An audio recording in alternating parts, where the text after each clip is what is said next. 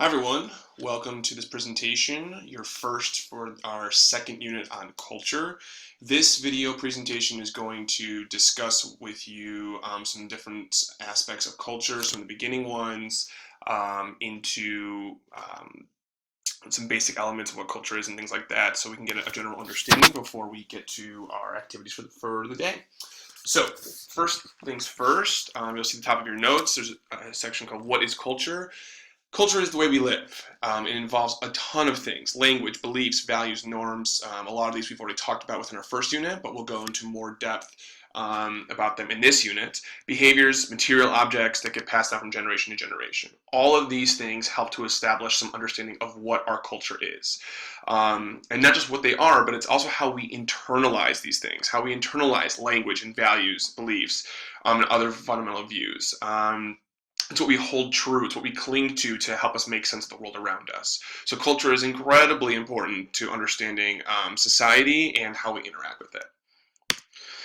The first part of culture involves material culture. This is pretty straightforward. The physical items within a culture. Jewelry, religious artifacts, paintings, clothing, technology, anything that is tangible that you can physically grab and hold is considered material culture.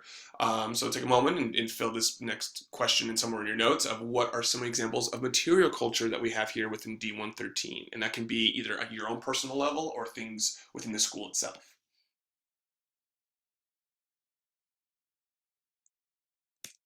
Non-material culture is the opposite. It's all the things that are non-physical elements, things like values, norms, languages, beliefs, etc., that go along with material culture that make up culture overall. And we'll talk about how fast these things grow and change within a society, because we know societies are always changing, cultures are always changing as well.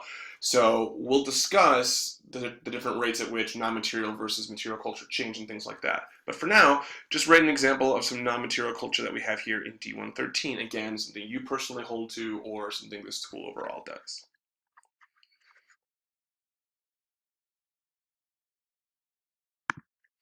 So within culture, people often take their own culture for granted. And there's really nothing normal about culture. It's all about how you perceive your culture. So a lot of times when we're looking at our own culture, we don't always realize how amazing and important it is to us. And when we do so, even when we can recognize our own culture for what it is and we can accept it, we tend to make a lot of judgments and comparisons to other cultures. We use our culture as a lens. This is key, as a lens for which we view other cultures that we encounter. It's the only way we can really make sense of it, by comparing what we already know to what we see out there. And that's really the key component of understanding not only our own culture, but other cultures as well. And we use culture to determine what is proper and what is not proper. So what are some examples of proper greetings or introductions in the United States, and what might we consider to be not proper? So take a few moments, if you would, and write those things down on your sheet. Sorry about that. What happens when we encounter a new culture? Lots of different things. So people's cultural orientations are challenged when they come into contact with cultures that are different from them. And so you start to challenge your own thinking about culture when you see something that's different. The result can be culture shock, where you become confused about what's happening around you. So if you are used to American society and you go to a country around the world that is very, very, very different, it's going to be kind of a shock for you, and you're going to start to be confused and wondering what's going on and why this doesn't work like this and this and this and this as you continue to compare it to your own culture. Especially because it's new, you psychologically look to something that is comfortable for you, which is your own culture. And so you're going to definitely experience a lot of culture shock in that regard.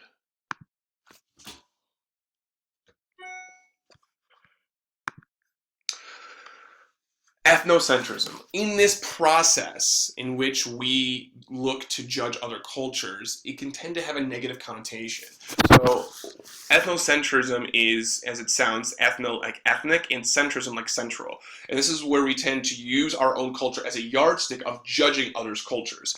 This tends to have some negative consequences. Things like it encourages prejudice, exploiting others, justifying our discrimination against others. So ethnocentrism is typically a negative concept. However, that really only relates to the interaction between cultures. On its own, you with your own culture, it does have some positives in the sense that it could solidify your group ties to your culture, it enhances your loyalty to your culture, and it adds some pride within your own culture.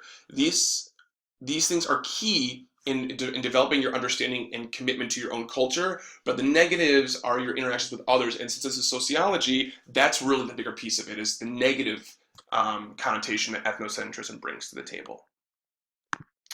On the other side, cultural relativism is the process by which we look to understand a culture in its own terms without any judgment, not looking to make it different or wishing it was something else, but looking to say it is as it is and that's okay.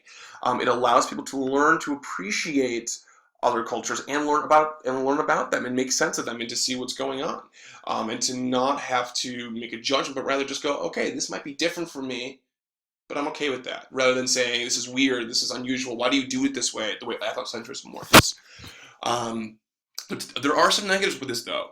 By not judging others as morally superior or inferior, it can condone certain kind of cultural practices that are exploitative, or oppressive. So we might look at other cultures and say, well, forced marriage or limited rights for women, well, that's okay in their culture, it's not okay in ours, but is it really okay? Is it our job to stop those things and to look to change practices, things like that? So by not judging them, are we saying it's okay? Are we condoning that kind of behavior? And that's a key piece that we'll talk about over the course of the week. So these are all the slides that I have for you. Please be sure you're filling out your notes. Let me know if you have any questions in the interactive guide, and I will see all of you on Monday. Have a great weekend.